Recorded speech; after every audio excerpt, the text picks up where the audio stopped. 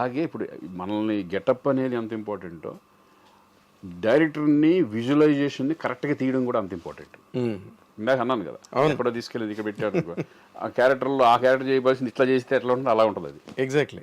ఇప్పుడు జనరల్గా అదే అంటున్నా, ఇప్పుడు అసలు ఈ క్యారెక్టర్కి నేను సూట్ అవుతానా, నేను చేయగలనా, అసలు ఏంటి బోయపాటి ఏమని అసలు నన్ను సెలెక్ట్ చేశాడు. నేను అసలు నాకు ఇంకోటి తెలిసిపోయా, నేను ఏది కూడా నేను నో అనలేను. ఎందుకంటే ఏ క్యారెక్టర్ కన్నా చేయాలని ఒక లోపల ధైర్యం ఉంటుంది నాకు. అలాగే కదా నువ్వు 15 సినిమాలు. మీరు నెక్స్ట్ వచ్చి గేమ్ చేంజర్ ఒకటి ఉంటుంది, యూ కాంట్ ఎక్స్పెక్ట్. అవునా? శ్రీకాంత్ ఏంటిది ఓర్ని అలా అనిపిస్తుంది గెటప్.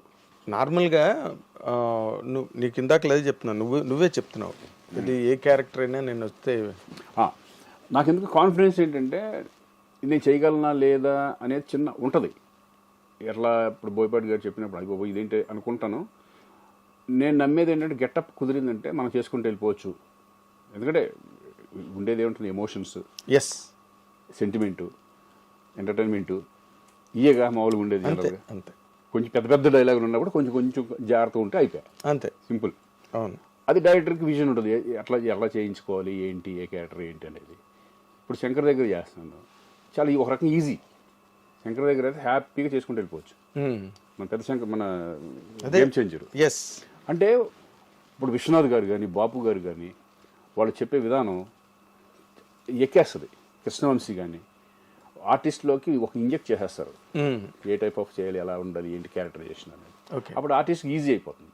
ఇప్పుడు బోయపాటి దగ్గర అంతే, అవునా, టప్పు ఎలా చేసుకుంటూ పోతాడు, అంతే. అంతే, పెద్ద కాంప్లికేషన్ ఏముండదు షూటింగ్లో, ఏమి లేదు. ఆయన కావాల్సింది చెప్పేస్తాడు, చేసుకుని పోతాడు.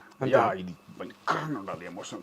ఇప్పుడు స్కందాలు ఉంటుంది కదా, అవును, ఫుల్ సెంటిమెంట్ పోయా, నీ కూతురు నిజంగా జరిగితే నువ్వు ఏం ఫీల్ అవుతావు, ఎలా ఏంటి, అట్లా అట్లా అట్లా చెప్తాం.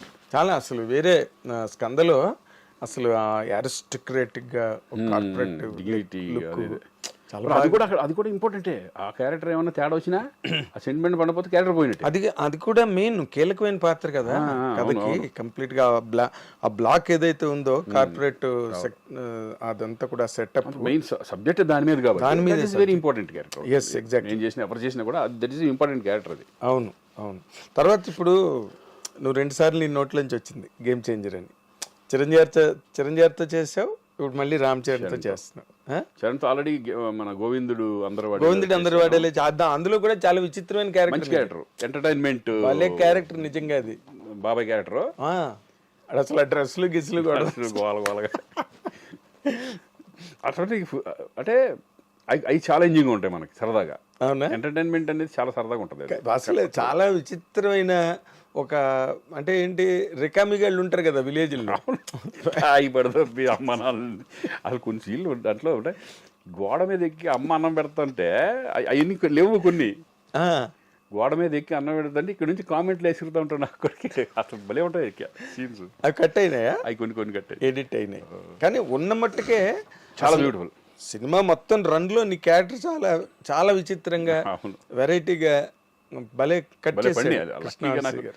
శంకర్ దాదా ఎంబీబీఎస్ కానీ, సంక్రాంతి కానీ పెద్ద సినిమాలు చేశాను కదా మధ్య మధ్యలో. హీరోగా ఉన్నప్పుడే నేను మధ్య మధ్యలో చేసేవాడిని క్యారెక్టర్ చేసేవాడిని. సరదాగా అందరూ అడిగితే శ్రీకాంత్ బాగుంటాడు అనుకుంటే చేద్దాంలే అని చేసేవాడిని. అప్పుడు మనకి నేను హీరో చేస్తున్నాను నాకు ఎందుకులే అనేది లేదు.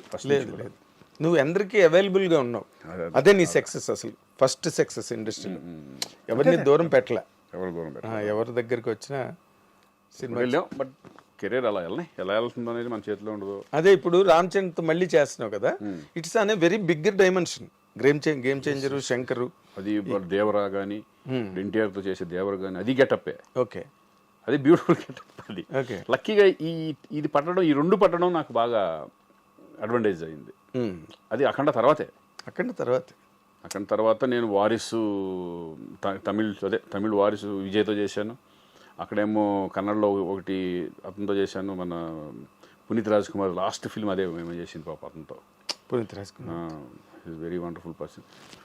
అలా మంచి ఈ పెద్ద చేసుకుంటే వెళ్తున్నాం. ఇప్పుడు కన్నడంలో కొన్ని సినిమాలు అంతకు ముందు కూడా చేసావు కదా? అంతకుముందు కూడా చేసాను. 2-3 సినిమా సరదాగా చేస్తూ ఉంటా. ఎందుకంటే నేను హ్యాపీగా ఒకసారి సరదాగా చేద్దాం కన్నడ మాట్లాడతావు కదా? కన్నడ పుట్టి పెరిగింది అక్కడే ధార్వాడ్లో చదువుకున్నావు. ధార్వాడ్లో చదువుకున్నాను. సరదాగా అప్పుడప్పుడు అడిగితే మంచిది వస్తే చేద్దాం అనే పద్ధతిలో ఉంటాం. అదే ఇక్కడ అలాగే ఉన్నావు, అక్కడ అలాగే ఉన్నావు, ఎక్కడైనా ఒకలాగే ఉన్నావు. బట్ అఖండ తర్వాత అసలు నీ కెరీర్ నువ్వు చాలా విచిత్రంగా ఇప్పుడు జగపతి బాబుకి బోయపాటి దగ్గరే లైఫ్ వచ్చింది. అవునవును. తను చాలా ఇంటర్వ్యూలో చెప్పాడు జగపతి బాబు, ఇది నేను అప్పుడు కన్నా ఇప్పుడే ఎక్కువ సంపాదిస్తున్నాను అని. అది నీకు వర్తిస్తుందా? డెఫినెట్గా. అంటే ఇదేంటంటే మనకు రెస్పాన్సిబిలిటీ తక్కువ. విలన్ గా చేసిన క్యారెక్టర్ చేసిన రెస్పాన్సిబిలిటీ ఏమి ఉండదు. అంతా హీరో మార్కెట్ మీద హీరో మీద వెళ్ళిపోతుంది. హీరో మీద డైరెక్టర్. అప్పుడు మేము హీరోగా చేసినప్పుడు ఏంటంటే మన సినిమాలు రిలీజ్ అవుతాయో లేదో టెన్షన్. వీళ్ళు లాస్ట్ మూమెంట్ వరకు కొంతమంది ప్రొడ్యూసర్లు చేతులు ఎత్తేస్తారు. దాన్ని ముందుకు తీసుకెళ్లాలంటే నేను ఎదురుపెట్టిన సందర్భాలు ఉన్నాయి. అవునా? చాలా సినిమాలు నేనే ఎదురు పెట్టి ఉంటాను. రిలీజ్ అవ్వాలంటే వాళ్ళకి ఎదురు ఇవ్వడం. అవును, ఎదురుకట్టాలి. రాసేసి ఎవరు రిలీజ్ అవ్వకపోతే ల్యాబ్కి ఫోన్ చేసి నేను ఇస్తాను రిలీజ్ చేయండి అంటాం. అవును, చాలా జరిగినాయి అన్నీ అప్పట్లో. ఇంక సరే, అది ఒకటి part of the game. Part of the game. అది మనం సంపాదించుకున్నాం. మనం పెట్టిన దాంట్లో పెట్టేసాం, అంతే, అయిపోయింది. అదే మనది ఏముంది అనుకుంటాం, అయిపోయింది. అలా తీసుకోవడం కూడా అంత సులభం కాదు కదా శ్రీకాంత్. ఒకటి మనం ఇచ్చామా, అది పోయినట్టే, పోయిన అనుకుని ఇవ్వాలి. వచ్చినాయా? ఇచ్చినవి అలాగే తిరిగి ఎప్పుడైనా? ఎప్పుడు రాలే. ఎవరు ఇంతవరకు ఏది జరగలేదు అలా. నా మెంటాలిటీ ఏంటంటే, నాకు ఇస్తారు అని ఆశ పెట్టుకున్నాను అనుకో, బాధ వస్తుంది. ఇది గ్యారంటీ పోతుంది అనుకుని ఇచ్చాను అనుకో, ముందే అనుకున్నాను కదా, ఎక్స్పెక్ట్ చేశాను కదా, అప్పుడు హ్యాపీగా ఉంటాం మనం. ఏదైనా ఎక్స్పెక్ట్ చేసామనుకో, అది రాదనుకుని ఇచ్చేస్తే గొడవ ఉండదు. వస్తే ఆనందం, వస్తే హ్యాపీ. అదేలే. అలా చాలా పోయినాయి నాకు. అవునా? కొన్ని బిజినెస్లో కూడా అలా పెట్టినవి కూడా, కొన్ని వాటిలో కూడా పోయినాయి. ఇక అయింది. ఇక అంటే ఇప్పుడు in terms of your remunerations అవి ఇప్పుడు బాగా కాస్ట్లీగా ఉన్నావా ఇండస్ట్రీలో? డెఫినెట్గా కొంచెం ఉంటుందిగా. ఉంటుంది. ప్రతి సినిమాలు చేస్తున్నాము. అదే సక్సెస్ వచ్చినప్పుడు ఏంటంటే కొంచెం ఇదివరకు మీద కొంచెం బెటర్గా హీరోగా ఉన్నదానికంటే నాకు తెలిసి నేను ఇప్పుడు బెటర్గా ఉన్నాను అనుకుంటున్నాను. నేను టెన్షన్స్ లేకుండా. డబ్బు కంటే ఇంపార్టెంట్ ఏంటంటే ఇక్కడ మనకి టెన్షన్స్ ఉండకూడదు. ఇక రెస్పాన్సిబిలిటీ 25 సంవత్సరాలు తీసుకున్నాం, 25 years వరకు ఆల్మోస్ట్ నీకు హీరోగానే చేసుకుంటూ వెళ్ళాను కదా. అవును. ఇప్పుడు రిలాక్స్డ్గా చక్కగా మా రోషన్ గారు వచ్చిన తర్వాత వాడు చూసుకుంటూ మనం అలా తన కెరీర్ని చూసుకుంటున్నాం. మన సినిమాలు మనం చేసుకుంటూ మధ్య మధ్యలో కోట బొమ్మలు లాంటి క్యారెక్టరైజ్ మంచి సినిమాలు వస్తే హీరోగా ఒక డిఫరెంట్ కాన్సెప్ట్లో వెళ్దాం అనే ఉద్దేశం కూడా ఉంది.